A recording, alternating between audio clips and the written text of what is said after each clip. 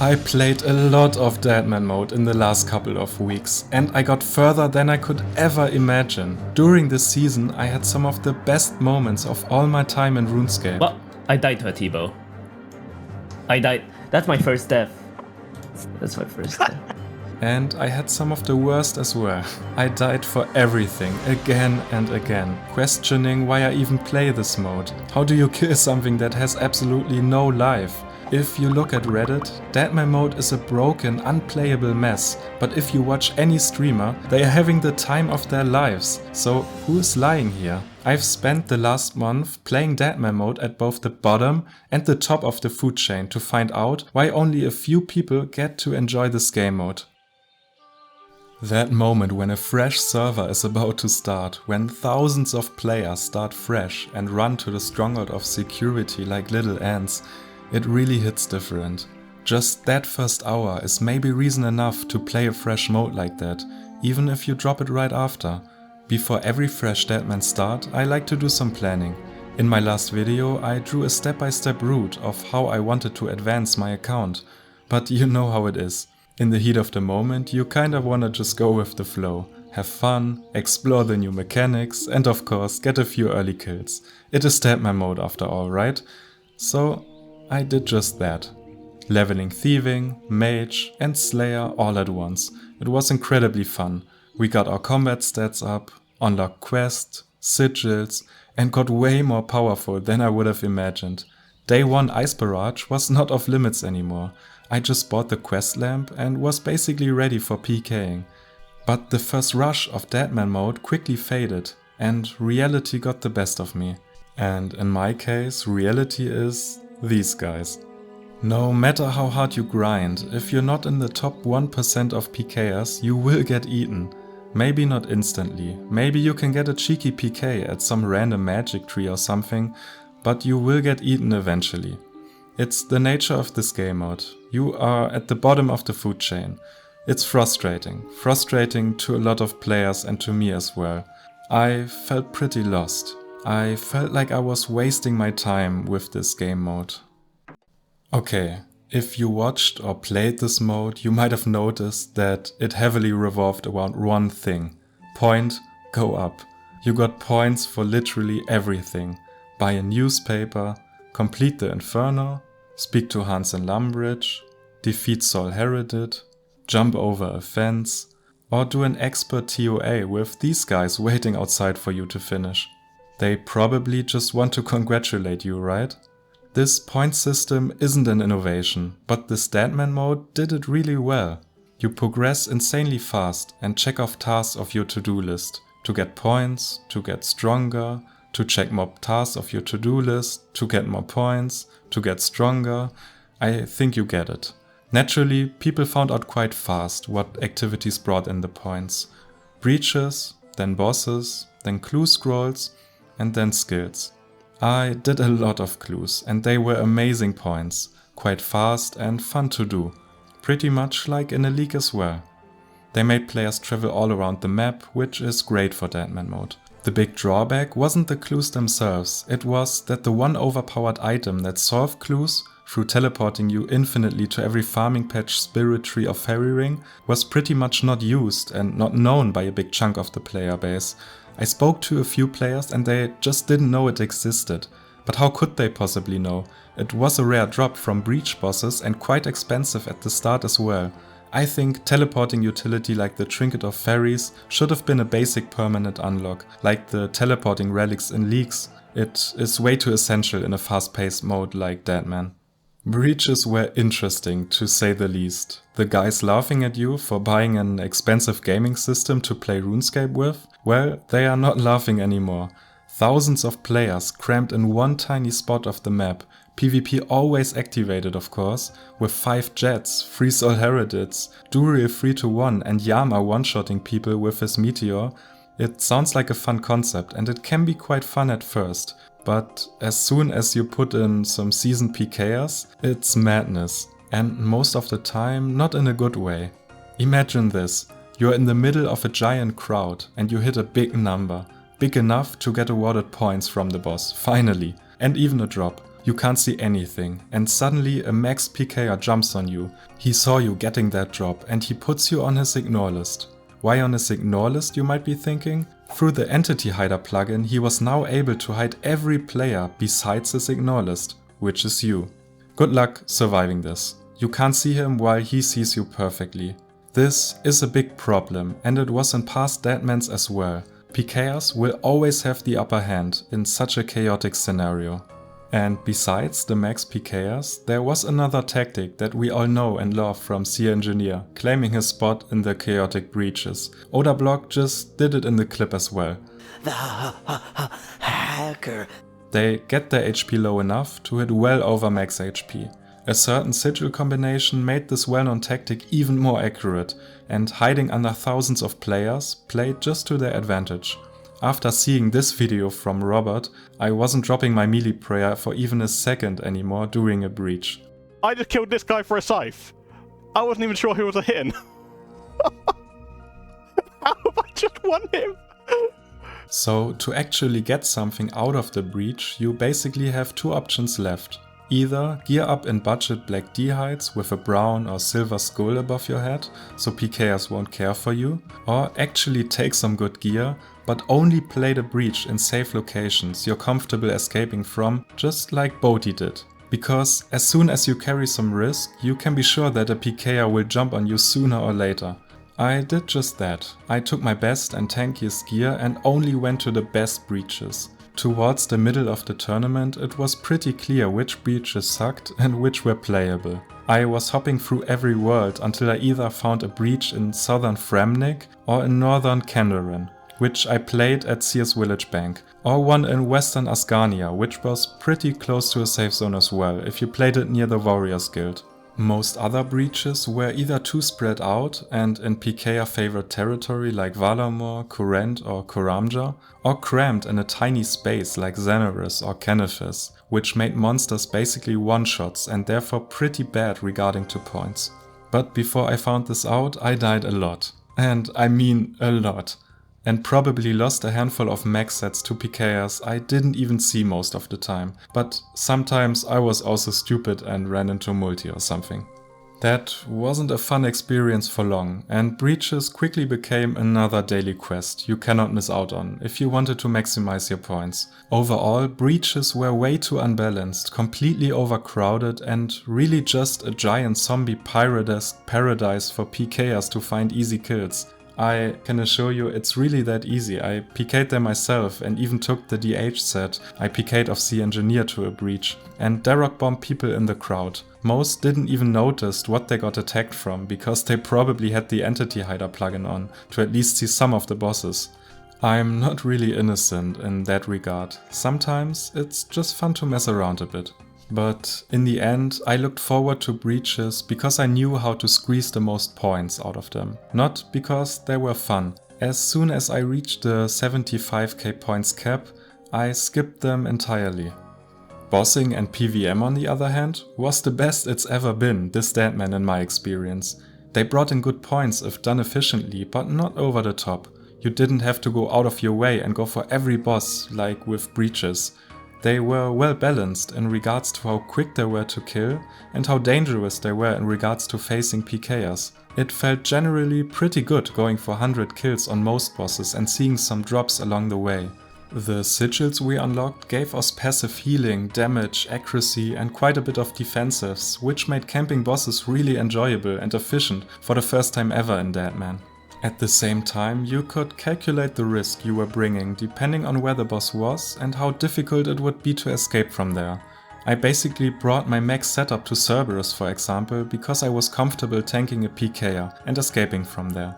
To God Wars bosses, I just brought some black D-hides and a rune crossbow, enough to kill them but nothing to be sad about when killed. You get jumped a lot in the multi-places by teams of 2 or 3, and it's hard to escape even if they are bad or in bad gear. Being outnumbered is just hard to escape from. But speaking of escaping, there is really no better feeling when it actually works out.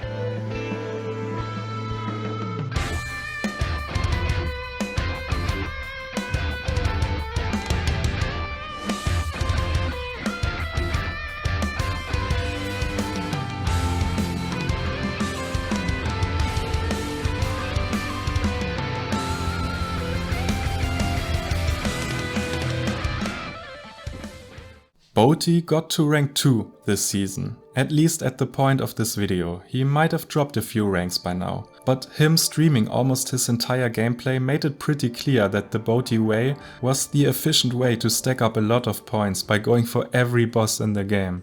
So lots of players, including me, went with a similar route, and it actually made Deadman Mode really enjoyable. Good gear like Vesta, Zuriel, Morrigan's or the corrupted weapons were very affordable and insanely strong at bossing, the wilderness weapons as well. At the same time, the permanent sigils made it so you pretty much don't use your food and prayer at bosses anymore. So when a PKer jumped on you, you often had a full inventory, which made it a lot more fair to escape or fight back. And since you didn't lose your bank anymore, you could build up solid cash with PVM drops and stop fearing losing a set here and there. Every corner of the game was active because of the bossing meta. If you played a previous Deadman, it was mainly just Barrows, Zora and God Wars sometimes. This time I did almost everything, Slayer bosses, Colosseum, the Inferno, even the Giant Mole. You were forced to go to every corner of the game, do every challenge RuneScape has to offer, with a bit of added risk. Always being aware and on the edge during your PVM can feel very exciting. Planning your escapes, getting better at tanking PKers. Escaping actually has been way more fair this season with changes to teleport and PJ timers. Every agility obstacle and every tree in the game was a tool that could help in your escape. However, they were also inconsistent. You could enter some instances like raids with no delay, but when you try to enter the Grotesque Guardians instance for example, or use a minecart in Current, you suddenly get a timer, and you probably die if you didn't check that beforehand. I think the whole world should work more in favor of the escaper and be more consistent in that matter for future Deadmans. The high stakes PVMing, you either hate it or love it, and if you love it, this might have been your favorite Deadman mode so far. The way they interconnected PVM and PvP this season was exactly what I like about a PvP game. How much loot I could get away with at a boss, what am I willing to risk. It can be incredibly fun, until it isn't. So let's talk about the elephant in the room. RuneScape PvP is unfair, really unfair. There are not really much other games out there with a skill ceiling this high. Since basically RuneScape Classic people have been swinging two-handers at each other, it has always been a core aspect of the game. And also in the early days, PvP was enabled almost everywhere, so the Deadman concept isn't really something new. But people were just bad. Most of us were young, clueless, on bad computers, or everything at the same time. PvP was just another thing in the game to waste your XP on, although this mentality didn't even exist back then. Fast forward to RuneScape 2 and PvP was still kind of laid back. The wilderness near Edgeville was just a fun place to be at the time, but during old school RuneScape, something different arose. A scene of players that understood PvP well beyond its surface. Players that practice that aspect of the game to perfection. Players that understand game ticks, player-server interaction, gear swaps, prayers, pathing, food, timings, and in some cases can even look directly into your head. It kind of feels like driving a car on a frozen street while playing rock, paper, scissors with your co-driver with both of your hands. Even just understanding what's happening in a fight takes a lot of game knowledge and dedication to learn.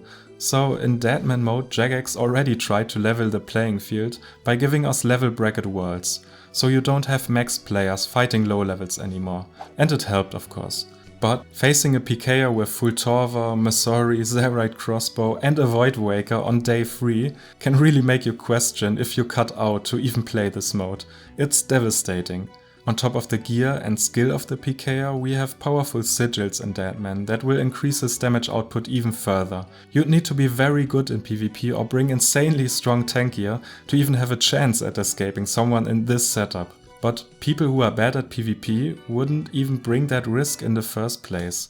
Look, I had a lot of fun engaging in PvP during this season, and to an extent I've been on both sides of this. But we need to be honest about what's happening here. If we look back at RuneScape's Winter Summit, Mod Ayza told us that this will be the most casual friendly Deadman mode yet, right?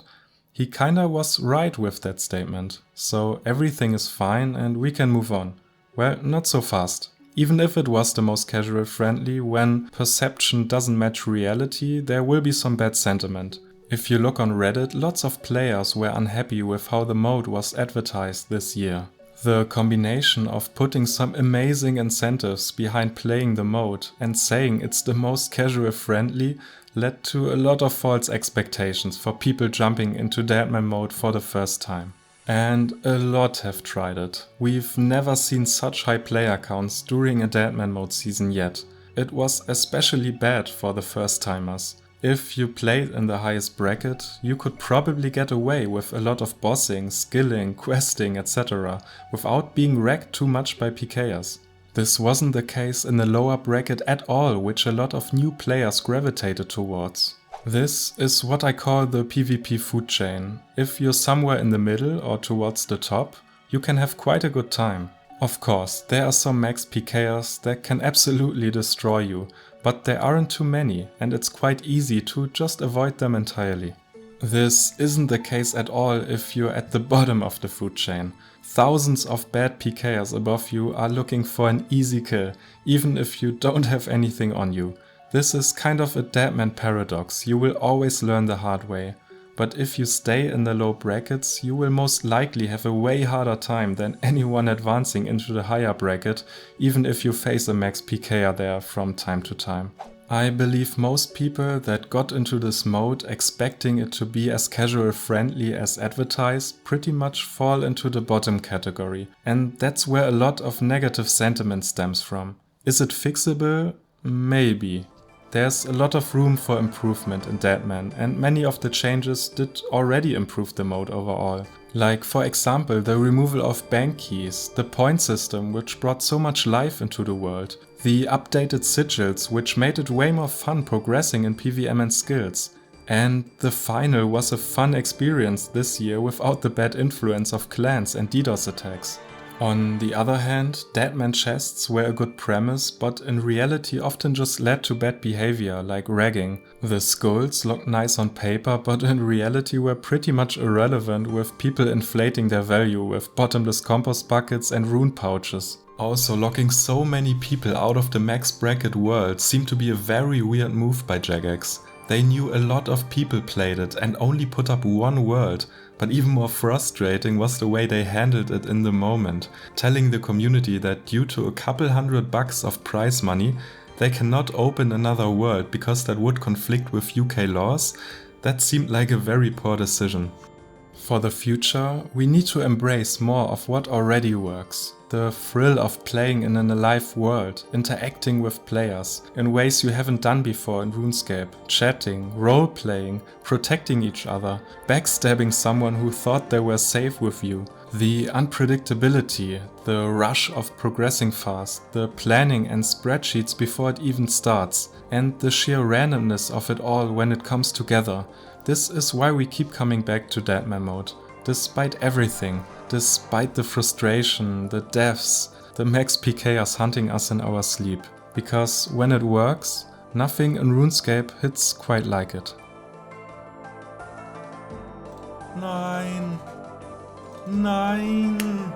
Ugh.